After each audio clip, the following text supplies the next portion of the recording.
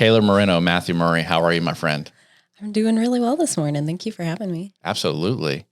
Well, we were talking a little bit about this space and like podcasting. It's like, I was talking to Cody this morning, and what I love about what I do on the podcast is I get to learn so much about other businesses while teaching people at the same time. You get the best of both worlds. It's the craziest thing ever. It's like a life hack for me. And so, my wife is super excited for me to talk to you because she wants to be a child therapist. That's awesome. There will never be enough of us. That's what I've heard. Because like we have friends and they were like, please, like pursue it. Because one of my friends is like a lawyer. He's like a divorce lawyer, and like so many kids go through stuff. And it's like, he's like, I would be referring people to you automatically. He's like, please go get it. And my wife is like, I don't know, like school. And so my question to you is it like, how tough was the schooling to go through that? Like couple questions. One, what made you decide that you want to be a child therapist, right? Like where did that come from? Because it's a, everybody has so many things that they want to do in life, but like, what you want to do. Where did that come from? Oh, that's definitely a loaded question. Mm-hmm. My story is very God-driven on how I got to this specific place. Yeah. It's a winding road, but my undergrad was in psychology. Really loved understanding the mind and the body connection. So I have a neuroscience minor. Really love the sensory aspects and wanted to dive into deeper of why specific therapies work for specific populations. That was not going to get me there with just psychology. I needed a holistic approach, which is going to be social work, person, and environment. So to better understand the person as a whole, who they are, where they come from, their backgrounds, their traumas, what makes them is social work. Sure. And so God placed specific people in my life to help me see that was the master's that I needed. So I took an intentional gap year between undergrad and grad school to figure out exactly what program and where was going to be the right place for me. And for me, clinical social work was the right route. I've always known I wanted to work with kids, but it's changed over time what that looked like. So kind of medical profession, psychology, and now I'm here in clinical social work. And my first job was as a trauma therapist, which was extremely challenging and extremely rewarding at the same time every single day. But to be able to work with families, you're not just healing the individual, but you're healing the whole and you're healing generations to come, which is incredibly powerful to see that progression. I think I answered multiple questions at once. I'm sorry. No, you're fine. Listen, there's a lot to unpack there, and I care a lot about, like I too, and I'm not a psychologist by any stretch of the imagination, but I care about social cues. I worry about when I say something, when someone tilts their head, why are they tilting their head? And, if I say something, if I'm too aggressive, if someone scours, that means that something happened in their life where it's an emotional trigger. Yes. And I'm like, okay, why did that happen? I want to know more about that, and I want to help that person through that. So like, I care a lot about people's stories and how they got to, and I'm currently going through my own thing of therapy where I am becoming more self-aware of why I am the way that I am, and it's hard to compartmentalize and take all those things apart over time. It is. And it's like, I went to therapy when I was a child because I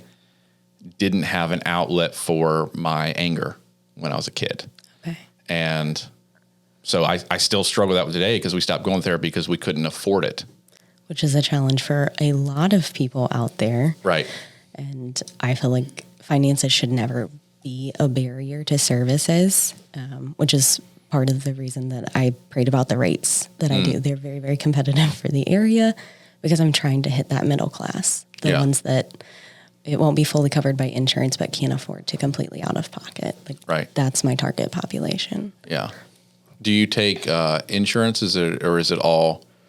Yes, I'm with all the major privatized insurances, except still working on Blue Cross Blue Shield, but TRICARE as well, and then also self-pay. So those that, whether it's cash or HSA accounts, I offer a sliding scale as well. Because again, I don't want finances to ever be a barrier. Yeah, and for those that are watching, most people have benefits on their job where they have an HSA, and then money just starts flowing in there. And like I myself found like $3,000 and I was like, what is this? And it's like, oh, that's your HSA, which is your health savings account. So like money goes in there automatically for everybody that's watching or listening. And like, once you learn that you can use that for stuff like this, it's like, oh, it's not out of pocket anymore. No. It's just been there. So like, I would implore everybody to go, because it's kind of out of sight, out of mind as an HSA. Like you set it up, you're like, oh, what is this? It's good for health savings account. I don't really know what it is. But then it stacks up for a year to 2 years. And then all of a sudden you can go and like get dental work. You can go and use stuff for therapy. And it's like, and you're saying you can use that to take care of therapy. Absolutely. And that's the point, is like people have access to do these things at an affordable rate, and the compounding effect of how impactful therapy is for people is crazy. It really is. I mean, you mentioned earlier you started in therapy as a child, and that's kind of ebbed and flowed over the years due to finances. I'm guessing different things that also happened in your life that you might not have had the time, which is another big factor for families, right? Kids can't drive themselves. They can't get themselves to therapy. And so they're dependent 100% on their caregiver to see the value in taking that time, whether that's weekly or biweekly or monthly, to drive them there to sit either through the sessions or wait in the waiting room, depending on the individual, and just invest in their child's future every single time. It is a choice. Yeah. Yeah. And do you find a struggle that because, child therapy is they're children, so they're in school. So do you find a problem to schedule because of that, because it's throughout the normal workday, or do you have like a schedule where like sometimes you have to work from like 6 to 8 or something like that? Like how do you manage that? Because that's got to be really an interesting dynamic. That's a good question. And I think going into this private practice, I understood the population I was working with. So that was just kind of going to be different for me of, okay, kids are in school during the day. I'm probably not going to have a lot of morning sessions. That's fine. But because of the age ranges that I work with and the population being completely neurodivergent, I get to see a lot of different types of kiddos. So starting at age 3, a lot of kids are in daycare preschool that are half day. So early afternoon, I might be scheduling some of my more toddlers to 5-year-olds. After school slots, I try to hold more for those that are in K through about 9th grade is where I see through. And then parents who are working full time, if they request an evening spot, then I hold those. I work late 2 to 3 nights a week, and then reserve some time for myself on the other couple nights to have a good work-life balance. You have to. And that's something that I have struggled with for so long is like, and I posted about it yesterday on my Facebook. I'm like, it's okay to take a break. It is. You know what I mean? Because I'm working full time and then doing this on the side, and it's like, it's a Saturday, right? Like my wife is sleeping and I'm like waking up at 6 a.m. and she's like, you don't got to get up. And I'm like, I do. I got an 8 a.m. appointment and I got a 9 a.m. and then, we got to do this and this. And I'm like, but last night it was so great because we got home, my wife and I got home, and we just sat on the couch and just watched Young Sheldon for a couple hours. Great show for anybody who's listening. Yeah, it's like a new age sitcom, or it's like an old sitcom, but it's like they got all these great actors. I absolutely love. I'm in love with that show right now. And for anybody that's watching, please go watch Young Sheldon. And Young Sheldon, if you're watching this, please sponsor Business Backstage podcast. But where have you seen the biggest struggle growing your business? Because it people know that they need it, right? And it almost seems like you need to be selling the parent more than the kid, because the kid the kid's like, where am I going next? Like, I'm going to go to this place, and even when I was a kid, I remember therapy, and it was just like I remember walking into a room, And I was like, oh, board games. And I started playing board games. And then I was talking to some lady and I'm like talking about all my problems. And I'm just playing with this board game. Right. And I think that's what it was. And I don't remember too much about therapy or what we talked about, but I just remember just showing up and just doing whatever was in front of me. Right. But it seems like you would have to just harp on the parents so much of like why it's important, right? What's the biggest struggle for you to like grow your practice? So I feel like the way you presented that is going to be a 2-part question. Yeah. I'm going to work backwards if that's okay. Yeah. The thing about private practice is it's 100% up to them if they want to come or not. Sure. I am not taking anybody who is court ordered. This is not a requirement. They don't have to be there. Again, they choose to be there. And so far, 100% of my caseload is electing to be there. Yeah. And when they're calling, not all of them, but some of them are just in a state of desperation and looking for an answer, not a fix, because I do say this on all my consultation calls. Children are not broken. We're not here to fix them. So that is language that I'm not going to accept and we will not use. And I will continue to say that to your child. They are not broken. We are here for healing and we're here to help them become their best self and feel confident in that. And so that's something I say on every single consultation call, which I set up before the intake. So before they are walking in the door, we are establishing those boundaries of language that will be used in front of and about the child. Yeah. So that wanted to go ahead and say that. But as far as growth for the business, marketing is a lot more difficult as a single individual. I'm not a part of an organization. Right now, I don't have an office manager, an assistant, or any kind of care coordinator. It is me doing 100% of everything. Right. The clinical side of things, the session preps, the notes, the events that I'm going to, the podcast that I'm recording. Sure. And so there's only one of me. And that I feel like is the hardest part of growing. Can I give you a tip? Please. I think if you just went and got Meta verified on Facebook, it costs you like $11 a month. Okay. Okay. You're going to get that blue check mark, right? Which means you're a verified person. And going back to authenticity, because we were talking about the authenticity of like, you like bourbon or you like whiskey, and it's like how that has changed over time. Yes. And it's okay to be who you are and be that authentic person. So Facebook, the Meta verified used to be for, movie stars and stuff like that.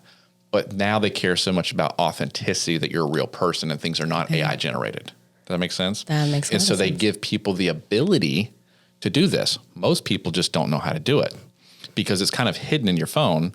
And so most people don't know that they have access to it. But when you become Meta verified, you can then run ads on your person, which is you, because you are a real person. Right.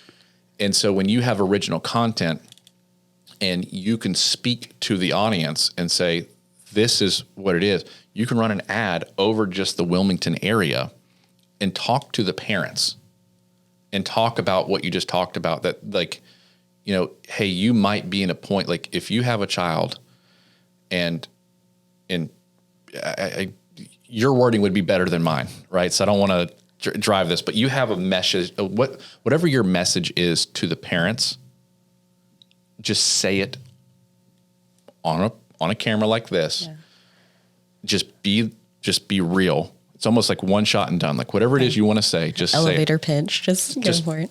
Don't think too much about it. And that's what Cody's teaching me is like, whatever you're saying is just who you are and it's authentic.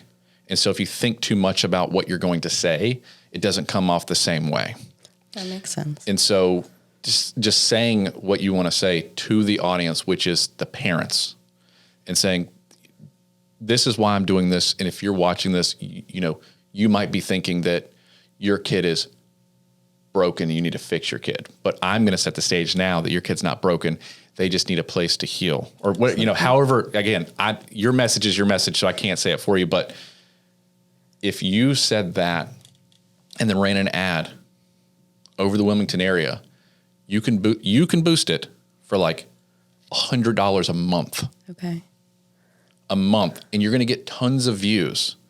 And people are going to watch it, and people are going to share it, and they're just going to go, who is this? And it goes to your website.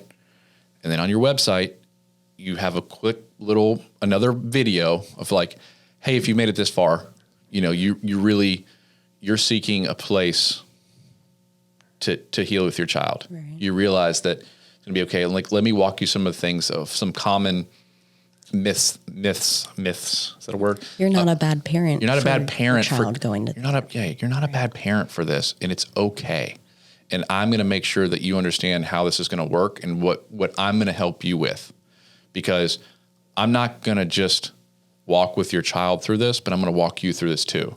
Absolutely. And by saying it that way, because what you were saying like resonated with me early on, that you're setting the stage and you're saying those boundaries, because I care a lot about boundaries these days.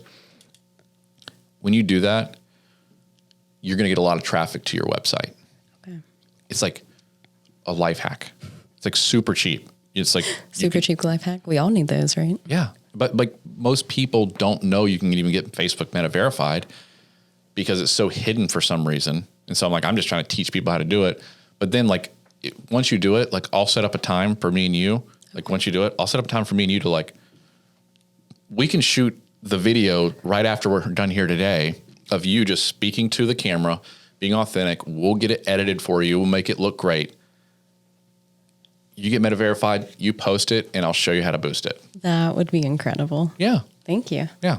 But I know that your authenticity from what you're trying to do, because I can feel it, because when I can feel that you're like, okay, let me unpack these two things first. Like you're already it's like you're working already, right? Yeah. And when you're working already, you're working with the parents first. Absolutely. That is a very key part of being a child therapist. Yeah. I feel like from that first phone call, I'm on. Right. And I'm always on with them. Whether that's a text message, just preparing between sessions. That's something I've started doing more recently. Parents would spend quite a bit at the beginning of a session, and we only have an hour together, catching me up on what happened during the week. But that is taking away from time on the goals that we have set together for kiddo. So another kind of not so secret that I want everybody to understand about therapy in general is your therapist doesn't create your goals for you. There's no secret agenda, or there shouldn't be a secret agenda. We create those goals together, and not just me and the parents. The kiddo is very aware of what we're working on, and we talk about that every single session. We may not be working on every single goal every session, but we're going to talk about what goals we are working on, because expectation versus reality is so huge for kiddos. The language that we use, they're so perceptive, and Sure. They pick up on a lot of things that parents don't think that they pick up on. But just setting that expectation from day one and sticking to it, or letting them know if it's going to change, is something that's very important to include them in that process, because it's about them, it's involving them. Right. Yeah. Again, the kid's not broken. It's right. And I keep going back to this. It's almost like you have to sell the parent that they have to understand first before we start. And it's like, and I use this a lot in my business, is like, I tell people things, and then I'm like, okay, you don't need me anymore. Like, I hope that you do the things that I just taught you. Yes. And you don't need me. But if you want me to help you, it's going to cost this much. Right. But I'd rather give the information for free and be able to walk away knowing that if they're not willing to do their part, then there's no point in me even trying. Does it make sense? It does. And that's something that was drilled into us in school and at my previous job, of not working harder than the client. I think the way that is worded, some people may misinterpret of, okay, my therapist isn't going to work hard. No, that's not at all what we're saying. It's, you have to be able to meet the client where they're at. Correct. So my slogan, it's on my website and my business card and everywhere, is being with, walking alongside, and healing together. Being a therapist doesn't mean that I have all of my ish together. I'm learning every day. I'm learning every session. I pray before every session because this is a healing journey. Right. And the way that, and I say this on the engagement phone call too, is, the parent knows the child best. Please don't look at me as the professional who's going to tell you what to do to fix a problem. You know your child better than anyone. And so it's within you. Like, you already have the answers within you. I'm going to walk alongside you. If you want me to hold your hand, I'm going to hold your hand, but I'm not going to walk in front of you and say it's this way. We're going to walk beside each other. Right. And go on this journey together. Yeah. Yeah. I actually just talked to, I think it was on Thursday, I made a phone call and I was looking at therapists, and like, I was looking for a male therapist, and I found one and he's got a thick beard. He looks like Robin Williams from Good Will Hunting. Do you know? Like, I do know. So I was like, I have like beard envy from that. And I was just like, this looks like a cool guy I want to talk to. And I called 5 or 6 therapists that day because he didn't answer. And we live in a hot pocket society where when people want something, they want it now. Right. And so I teach businesses, you have to have a way. And this is maybe a tip for you too, is like, you should have something on your website that when people fill out a form, like, because a lot of businesses miss business because they don't answer, or a missed call, or they don't respond to the client quick enough. And so you can set up things that, like, if you miss a call, it'll auto text the client and go, hey, sorry, missed your call. This is so-and-so. How can I help you? And then you'll get the responses immediately from those people and you're engaging. Or you should create a form that as soon as they fill it out, it's automatically talking to the client and emailing them and go, here's the next step, here's the next step, and putting them down a breadcrumb trail of, like, eventually realizing who you are and that you're a real person, that you want to work with them. And I think I lost there, but like, I was talking to him, but he eventually texted me back, and I was just like, hey man, like, I struggle. I try to self-diagnose my own problems, but today at this moment, I'm realizing that I cannot do this alone. I have so much stuff to dump on you until then. And he goes, you just talk, man. I'm going to drive the conversation. He's like, I've got this part. You just come in. And it made me feel better already. Does it make sense? It does, because it's so freeing to know you're not alone. Correct. In whatever you're going through. Right. You have somebody else on that journey with you. Yeah. So my question to you is, like, how emotionally draining is it for you to, like, because I'm an empath, right, by nature, and I think a lot of people are, and they just don't realize it. But, like, as a therapist, you have to take on. Are you able to separate, like, that in your, like, because I hear about other people's problems and I get so emotionally invested in them, and then at points I'm like, wait, why am I thinking about this outside of work? Like, how do you deal with that? That's a really great question. And again, my answer is going to be multi-part here. A phrase, I guess, that I learned in training for child parent psychotherapy, which is one of the therapies I'm rostered in for North Carolina and nationally, is soft front, hard back. And what that means is, when I'm facing you, figuratively, right, there is no mask. You get me authentically, and I'm going to feel your pain with you, or your sadness, whatever you're bringing to me in the moment. I'm going to hold it for you. I'm going to take that off of you. Right. But when it's time for me to go home, back to my family, back to my friends, back to my life, I can't just swallow that for you. Sure. I can't keep a hold of that. So I'm not going to give it back to you, but I'm just going to leave it. It's just going to be there. For me as a Christian, that's leaving it at the feet of Jesus. Yeah. Have you ever watched Green Mile? I have. I can't remember the guy's name, the actor that passed away. It was like, it just kind of reminded me of the scene where he would, like, take the illness from the people, and then he would take it in. Then he's like, I'm getting this out. Absolutely. Because he couldn't keep it in. And emotionally, it took a lot out of him to do it. But he was like, if you can't live with it, I can't live with it either. But I'm able to take on a lot more because I have the training to do this. Yes. But I'm also trained to release it out. Does that make sense? Yes. And that is so important. And I think the difference in when I was going through school of, okay, I'm learning all of these new things and it's overwhelming. And here's this new technique. And I don't want to be a complete blank slate because that's not authentic, but I can't carry everything for somebody else. And yeah, like there's a balance. There's 100% a balance to it. It reminds me of something I haven't thought about in a couple of years of when I started my previous job. I was doing what's called reflective supervision. So it's kind of a mix of the administrative portion of things and then also how your caseload is affecting you. It's a very specific style of supervision. And I was just kind of pouring my heart out to the supervisor and I was like, I can't fix it. And she just kind of let me sit there for a second. I was like, it's not your job. Yeah.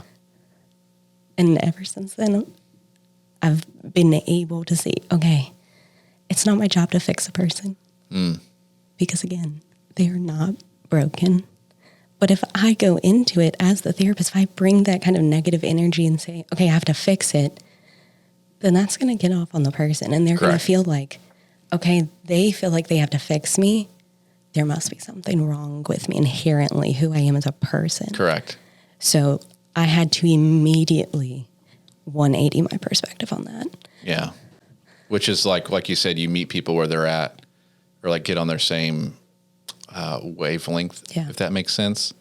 It's like, but not in a way that, if someone's not the same wavelength, they're like super aggressive, that you get super aggressive. No. But getting them to a point to where it's even keel, where they can think for a moment. And I believe so many times, and I try to teach this to people, if you would just, instead of talking so much when you end a sentence, just stop for a moment.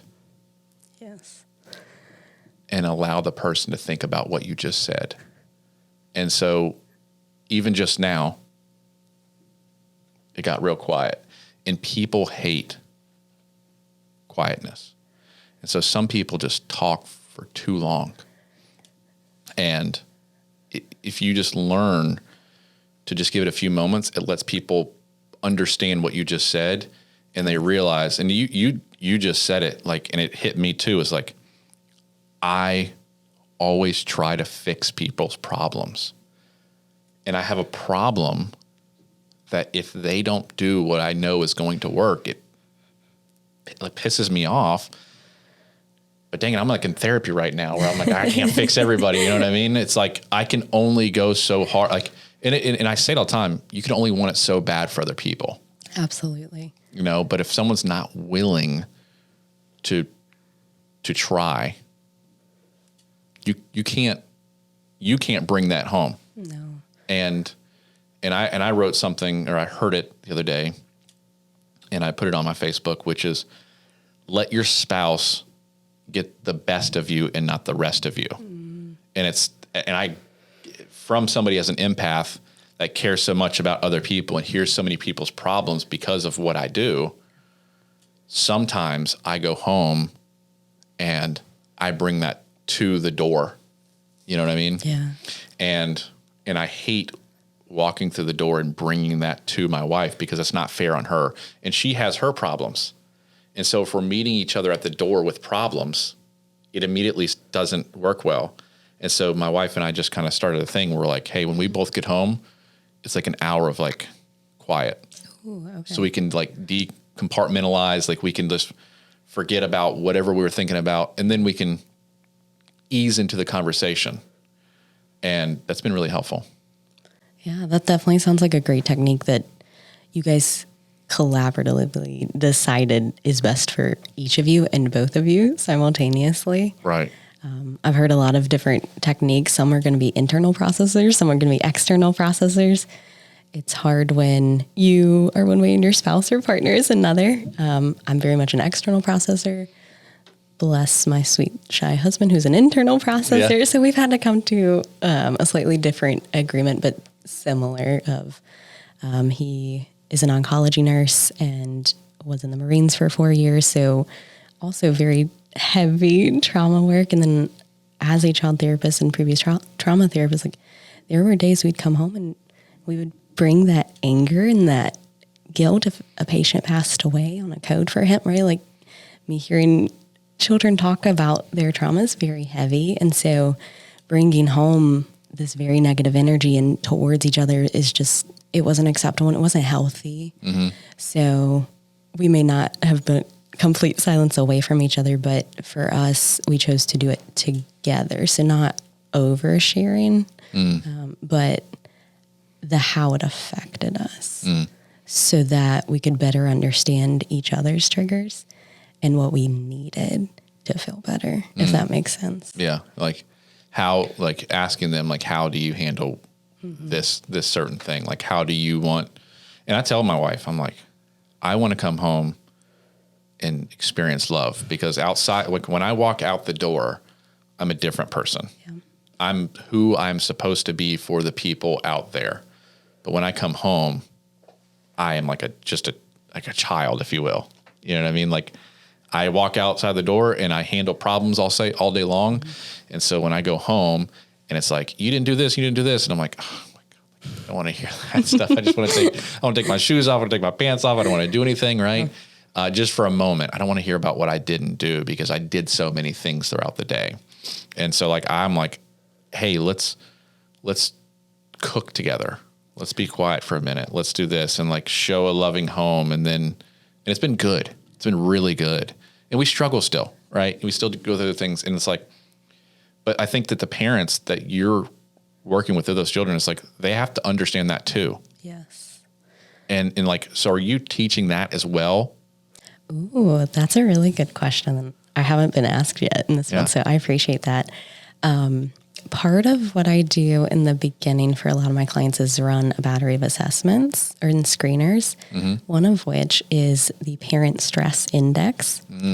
I meet alone with the parents. So kiddo is not present for this assessment. It's how it was designed to be administered. Sometimes I do it virtually, sometimes it's in person, but I meet with both parents at the same time if it is a 2-parent household. Sure. And here's why.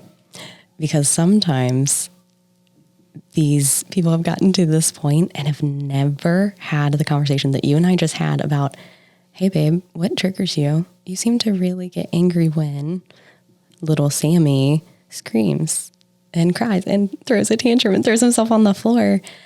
But you can hold out for hours in this other thing. And that's a weakness for me. And so what it does is it goes through, I won't say all, but it is very comprehensive, the areas that people report to be stressful parts of parenting, and it breaks it down. And I like to do it side by side. So I'll pull it up on the screen and do both at the same time and say, okay, you guys seem to kind of agree in these general categories, but you answered very, very differently over here. Let's talk about that for a second. And we pause right there on that question and get them to dive into it. It creates an opportunity for conversations that sometimes they're happening for the first time. Sometimes it's just an opportunity for them to share with me. They're like, yeah, we knew that about each other, but we didn't think about you needing to know that for our child to be in therapy. But if there's any kind of family sessions going on, which I do offer, then I need to understand the parenting styles and their triggers and what different things are going to affect them.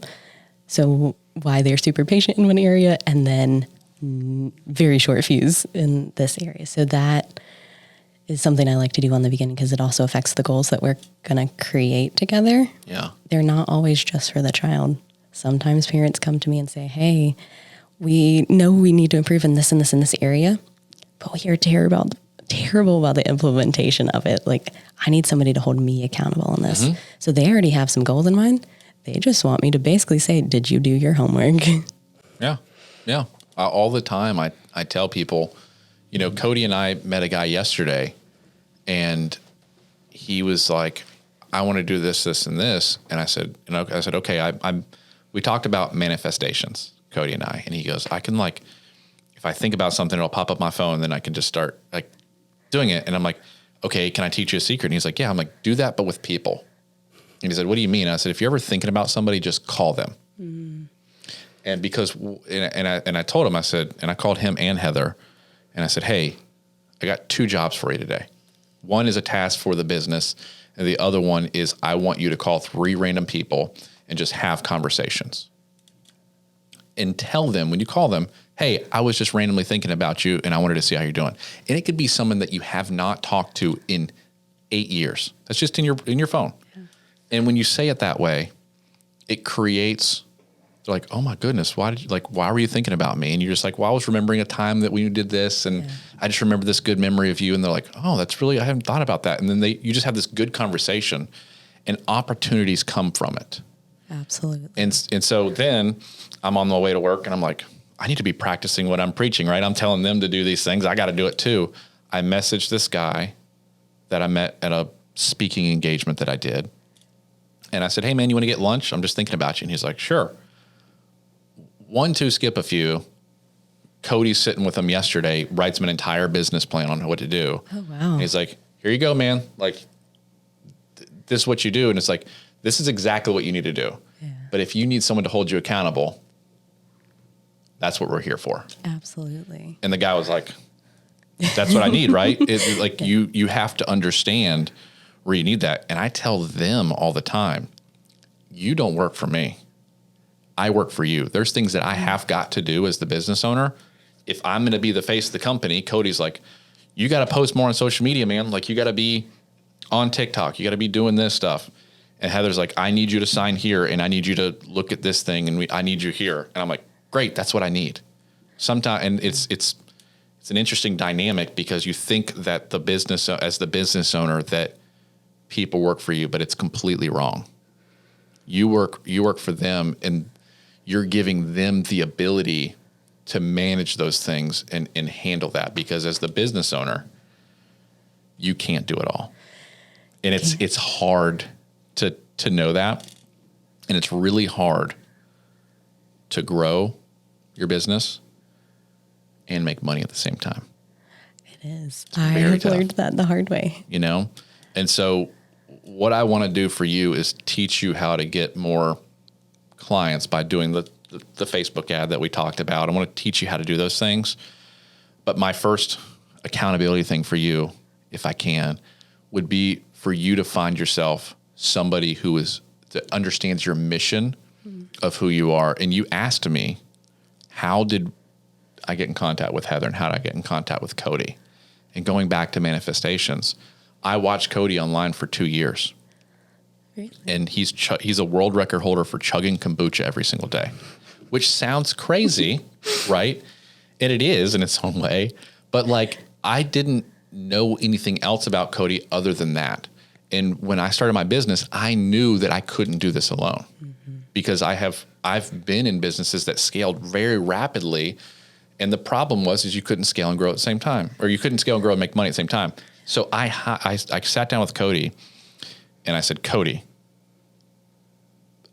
I think that you want to do something in life. You're unsure where you're going with it. And I'm like, you want to do something crazy? And he was like, yeah. And that's how we started. Heather, I knew I needed an executive assistant who I am so unorganized. It's ridiculous. I can't do a spreadsheet. I'm good at emailing people and I'm good at one-on-one conversations. The relational aspect. But like the email stuff and the court, no chance. No chance. Zero chance. I went on social media and I just posted, I'm looking for an executive assistant. I had 30 people reach out. Heather was the first one. And I believe and she was talking to me about another position for the company I work for full time. And I said, well, she's really trying to do something. So let me talk to her first. And I said, can you meet me for coffee right now? Which to me was a test of like, are you game? Are you ready to go? Yeah. And so she said, sure. So she met me for coffee. 30 minutes later, we had a 2-hour conversation. And the first 45 minutes, an hour, I didn't talk about what I'm doing. I didn't talk about anything. I wanted to learn about Heather and what Heather wanted to do and what Heather was attempting to do and where she came from and why she's looking for a job and what she wants to do further in life. Like, what are her goals? And I said, can I tell you what I'm doing now? And she said, sure. And then I talked for like 15, 20 minutes. And then we just talked about manifestation for 15, 20 minutes and how God is so cool and things are awesome. And I looked at her and I said, what do I have to do? What do I have to say to get you to work for me? And she goes, I said yes 30 minutes ago. And I went, what? And she goes, yeah, I've been saying yes in my head, but maybe I didn't say it out loud because I'm so excited. And so my accountability for you is find somebody, keep being who you are, just be a little bit more loud of who you are and be authentic get on video and tell people that you have a mission, and you're going to find somebody very rapidly who understands what you're trying to do. And when you find that team that's over here that gets the mission of what you're trying to do, it's no longer work. It's a mission.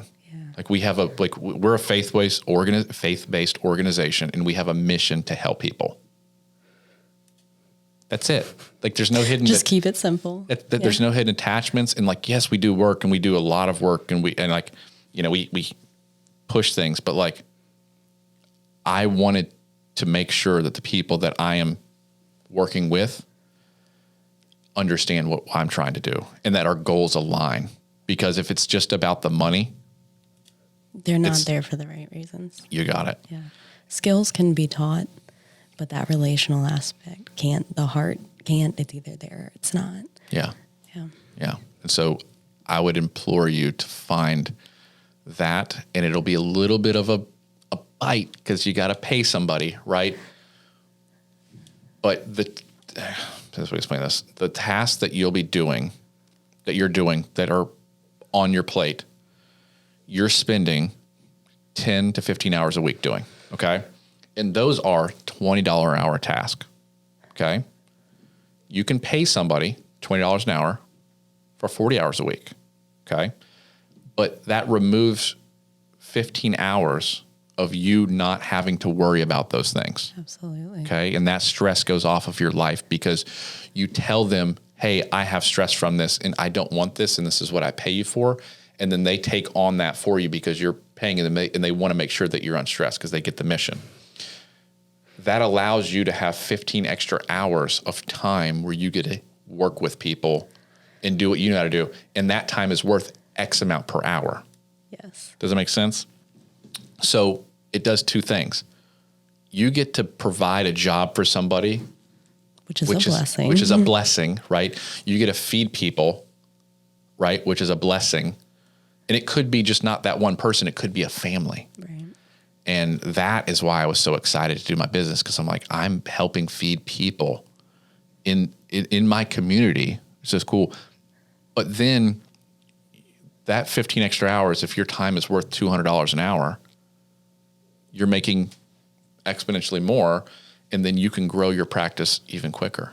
Right. So it's like, again, the bite is you're thinking about the money right now, but I can tell you that the money will come by putting other people's in positions where they don't have to worry about money because they were worried about money before they got to you, and you're able to relieve that for them, right. And they take off the stress from you of you having to do those administrative tasks that you're not good at, right? That you don't want to do. Yeah. That's the business owner. You're the business owner. You have to do that. And I'm going to help you get more clients. I'm going to teach you how to do those things.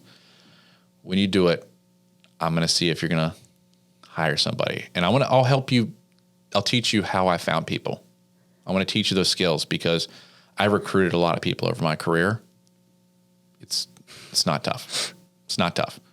Yeah. But I know what you're going through as a single business owner of you have to website and you have to keep up with continuing education. Yes. Which is probably something that most people don't know that therapists have to do. You have to keep up the new trends, so to speak. Yes, both of those things. Continuing education for an LCSW is 40 hours every 2 years.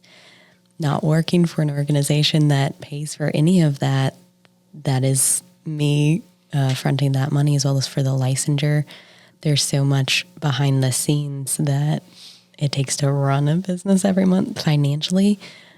I think people look at just a number and they're like, why is a session that much? And I'm like, but it's not when you work for yourself. For sure. There's so much to just hit baseline each month. And then for licensure, right? The amount of hours that I spend prepping for sessions, because again, I take a very holistic approach. So that amount is not going to a single 60 minutes. It's going to me calling the teachers because kiddo's working on getting an IEP. It's talking to the doctors or looking over medical records because there are medical diagnoses that are comorbid with mental health diagnosis. And we want to make sure we don't miss anything. It's setting up parent-teacher conferences that they want me at. It's not just a singular price. There's so much when you're a child therapist that is beyond those 60 minutes in a room. For sure. Yeah. And I guess my other question is, and I talked a little bit about it, is like, how many sessions can you effectively handle in a day to where it's just like, I'm spent emotionally? Do you know what I mean? Because like if you had 2 back to back and one was like, you had a breakthrough, so to speak, and that child was like really talking about some traumatic stuff and you're just like, this is heavy. And then after like a 5-minute cool down, you go to the bathroom and then the next kid and it's like another thing. And you're like, how are you able to just forget about that to then focus here? Do you know what I mean? That's gotta be tough. I think working as an in-home therapist prior to this really set me up for success in ways that I didn't think would carry over into private practice. So previously, there could be an hour plus drive to a first client and then also between, because of where I worked, it was so rural and it could be easily an hour between clients. Got it. That gave me time to decompress. Sure.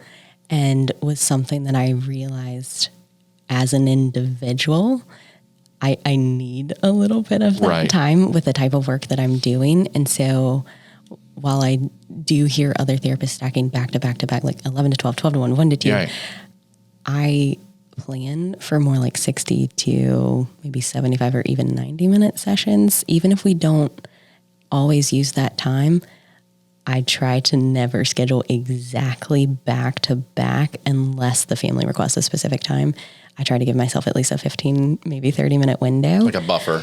Yeah, because sometimes it's going to go over. Sometimes you're going to have those breakthroughs like 5 minutes before a session ends, and you're like, well, you can't end there. Yeah, sorry, your time's up. Yeah. Ooh, the timer has gone off. But that's not how it works in real life. And so that's not how it works in sessions with me either. I'm not just going to hit a stop button. No, right. Absolutely. And so I have built that time in. That does mean I'm not going to see as many clients as some other people in a day. But for me, it's relational first, always. Finances are second. Yeah. That's interesting. Have you ever thought about, so do you have an office? I do. Okay. Have you ever thought about like, and you talked about going to in-home therapy, right? At my previous job, yes. Your previous job. And you have a practice now. Is there a way, and I don't know the legality of this or anything like that, where you set it up and then you go to the school where the child's at and and they have a place where the kid can get called out of class for 30 or 45 minutes or something like that. Is that a possibility? Like, how does that even work? So a lot of the K-12 public schools around here already have contracts with, I'll say, a bigger organization that is located in Wilmington.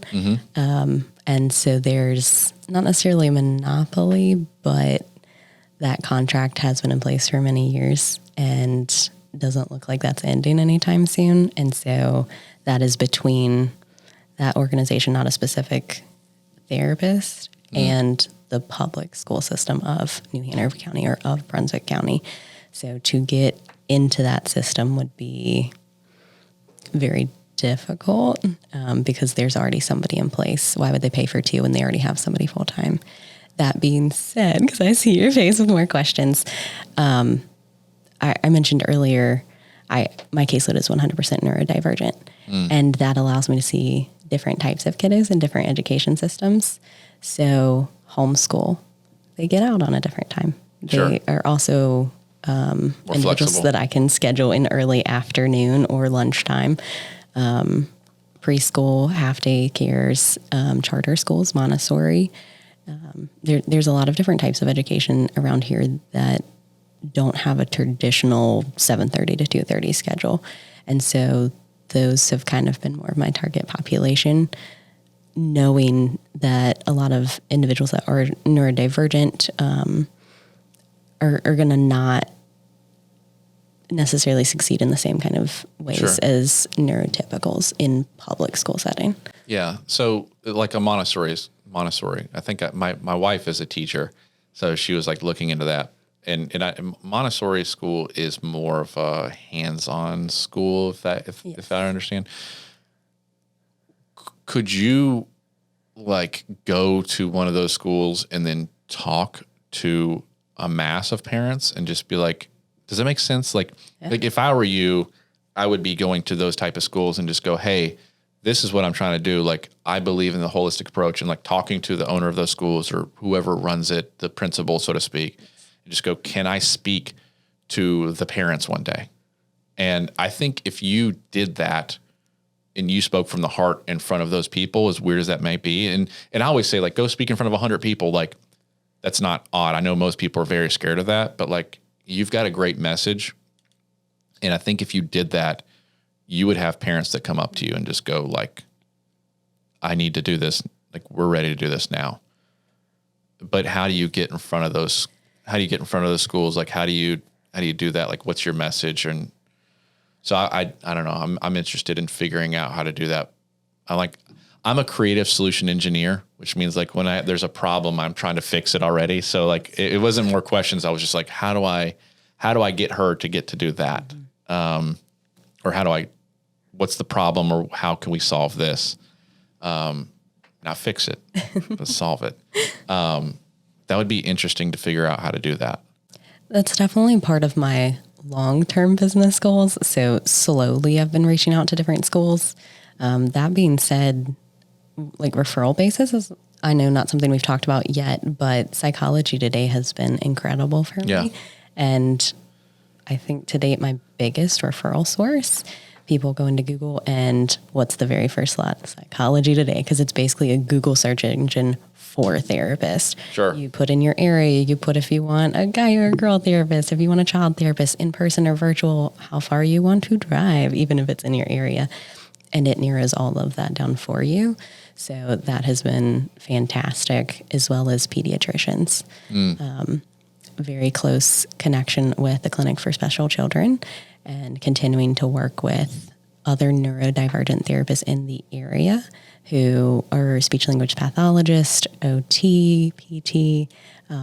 Since a lot of my kiddos do have comorbid diagnosis, and I'm already connecting them for clients, let's connect on the business side too. Sure. And so that is something that I've been working very closely with a few and continuing to expand from there, those that share a similar population. Yeah, and it's so tough. And I think we met at Port City Young Professionals, right? Yes. And it's so tough, like going to those places, and it's like, okay, you send me people first and I'll send you people first. Like the whole referral thing is tough. And I believe in just giving, I want to learn about somebody, and then and then like I memory bank it. And then every time I'm talking to somebody, I'm going through my Rolodex. I'm like, oh, you should talk to so-and-so. I would rather give a referral first and push it and not have any expectation of return.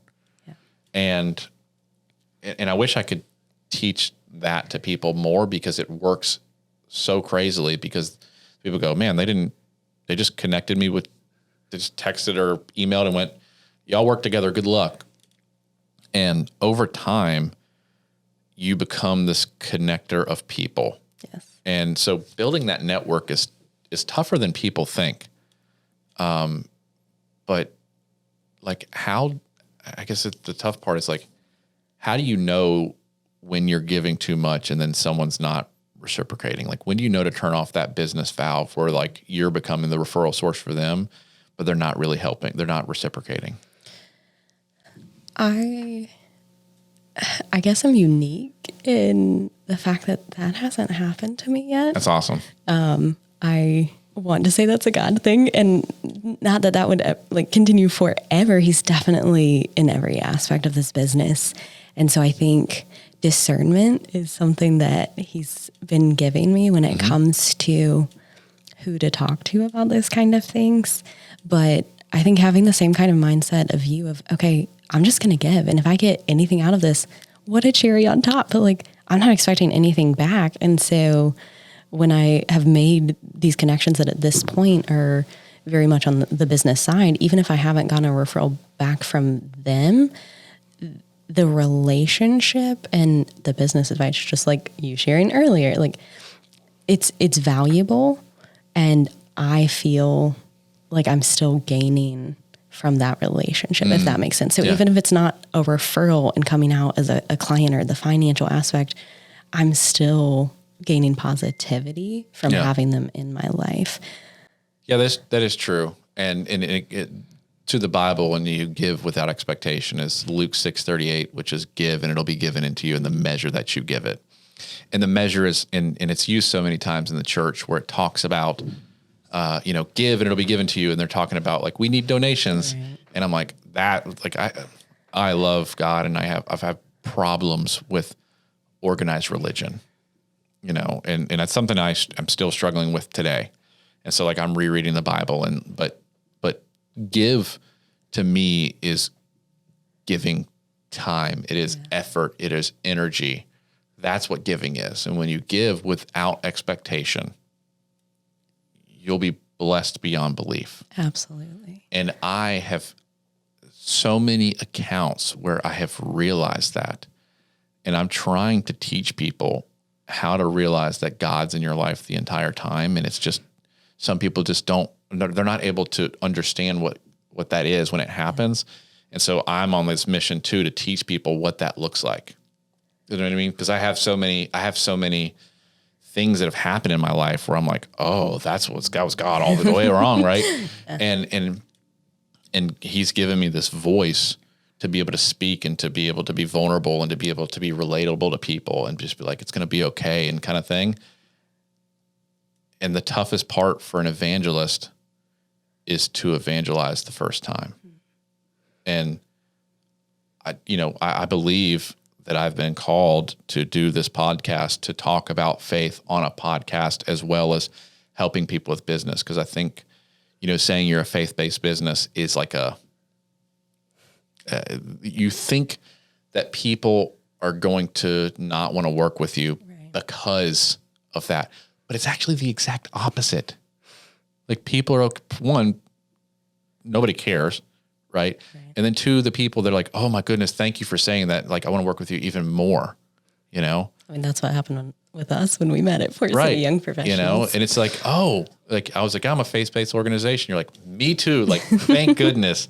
And then it was like a different level of conversation to where we can be more open about it. And I'm trying to teach people to become more open about those things and realizing that God is in your life all the time, and learning how to go back into the Word and to read and to like study those things and realize that God's there all the time. And like when I read the Bible, I don't write anything down, because every time I open the Bible and I read, the scripture that I'm reading speaks to me in a different way. So I could read the same verse 7 times and it can mean 7 different meanings for me that time. Yeah. Versus it's God speaking to you. You got it. Versus listening to what the pastor's interpretation is, writing it down, and then every time I read it, I read the pastor's interpretation instead of letting me read it from the Word. That makes sense? It does. Could I challenge your thought process on that? What if you went into it with, okay, a grain of salt. This is somebody who's studied, but God can talk to me just like they can talk to them. So I'm not going to take what the pastor is saying as absolute truth. Yeah. I'm going to take it as an interpretation that maybe I needed at that time. But when I go back and read those words, just like when you go back and read what it actually says in the Bible, it could be affecting you differently too. Yeah, I always, when I was a kid, and I read the Bible a lot when I was a kid, and I'm like restarting, but like when I would see the verse, I wouldn't read the verse. I would read the before and after. I would read the context behind the verse, because a lot of times the verse is pulled to get a message across. Right. And then I would go and research a little bit further, and I'm like, okay, I'm going to read the whole page, or I'm going to read the whole chapter, I'm going to read the whole book. Right. And so it got further and further, but I'm like, just from this verse, let me read the before and after, because it gives us so much more context into the verse. Yes. And that's what I try to do, is like, thank you for this. And then I'm going to research more. Absolutely. And which is interesting, because like faith and science are very, it's an odd dynamic, and science is about, variables and research and all that stuff. And it's like, I like to research things, and like every time I've tried to challenge it, like I still know God's real. Absolutely. You know what I mean? Yes. And that's what I love about it. So it's an interesting, I love studying and still knowing that God is real. And I don't feel like they're exclusive at all. That actually reminds me of a conversation I had senior year in a Spanish class, not with the professor teaching the class, but with the professor that was taking the class. We were paired up, and I don't even remember what the actual assignment was, but he was studying Spanish to go complete a research project abroad the following semester. And I had talked about how useful it would be in my career and if I were to travel for like missions. It blew his mind. I mean, he was befuddled when I explained that I was a researcher, had been for many years, and wanted to continue, and also believed in God. He had so many questions, like how can you believe in both? I'm like, well, why couldn't God use science? Why couldn't he do all of these things, right. but still be the creator behind it all? And so just like those little conversations, it reminded me, as well as, have you ever heard of the Alpha Course? Mm-mm. Okay, so you need to go home, and whoever's listening and watching this, if you love science and you are a researcher at heart and you're saying, no, I need to find out for myself. Right. It takes a scientific approach to proving that God is real and that Jesus walked on this earth, not just as a human being, but as the Son of God. And it is a course that can be done whether for a semester or a whole year, and just takes that approach. They travel all over. It's a documentary style. And for those that are on the fence or unsure, or even that are atheists, say, I want to prove that God isn't real, watch this and see what it does. It is so cool. Yeah, I love that. Well, Kayla, you've got a very interesting story, and your heart is pure, and I can see that you want. I started by asking you why, but after talking to you, I know why. Right? Yeah. You have something inside of you that called you to do what you're doing, and you're not struggling. You're just going through it like everybody else is, but you have the faith that things are going to be A-okay. Absolutely. Right. And if no one's told you, you're doing a fantastic job. Thank you. If no one's told you, what you're doing is incredible, because you're not just a child therapist. You are a therapist, because you're working with the parents as well as the children. You're working with people, and you're challenging them on the social norms of why therapy is good. And you're teaching the parents that they need therapy as well as the child. And so if no one's told you, what you're doing is incredible, and I hope that you continue to do it. And I want to push you to continue to do it. And I want to push you to grow your practice and to get other people on your mission and to continue to do what you're doing, because you're doing fantastic at it. Thank you. So thank you for coming in. So how do people find you? You have a website? I do. HesedCounseling.org. That is how you say that very confusing word that's in front of counseling, Hesed. It is a type of love, just quick plug, that's described in Ruth. And as Christians, we're called to look out for one another, be with. It's the type of love that Boaz showed Ruth. And so after reading the original interpretation, the Hebrew version and definition of the word, I said, this has to be it. It describes my therapeutic approach of being with that individual and just, well, I won't say unconditional love in the therapeutic aspect, but that unconditional positive regard of I'm not giving up on you. As long as you're here, we're doing this together. So Hesed Counseling, and you can find me on Facebook, LinkedIn, and a website. Hoping to have an Instagram coming soon. So right now, those are the different ways, as well as email. Email? What's your email? Hesed Counseling, PLLC@gmail.com. Gmail.com. I'm going to push you a little bit. Okay. You need to get K Moreno at this instead of Gmail. Yes. Okay. It is like $12 a year to go and get your domain, and then you can just switch it very easily. Okay. You got to do it. It's on my to-do list. Okay. Well, we're going to help, but we're going to push you to do it because those are the things. And not that please go to her Gmail and then we're going to switch it later. But like, I want to help you push those things forward because I know it's something that's like on your checklist. It is. And we're going to end here soon, guys. But like, so many times a business owner has so many things that they need to do, and they're 2-minute things. If I can give you a tip that if something is something that you can do in 2 minutes, just do it then. Because instead of having 50 2-minute tasks that take you 100 minutes, do it then. 2 minutes is just 2 minutes. Yeah. Just get it done. There's other tasks that you need to spend a lot of time on, and those take an emotional drain. But it's a bigger emotional drain when you have to switch to 50 different things to like 2 minutes times 50. Over and over and you're switching different tasks. Just get it done. Just do it. Just do it and just mark it off your list. Because that list as a business owner is forever growing. It's forever growing. And then when you hire somebody, make that list and then give that list to somebody else or say, hey, these are the things that are in my head. Can you please write these down and let's get these things done? You got to do it. You got to do it. Oh, well, you're holding me accountable. Holding you accountable. Thanks for coming in.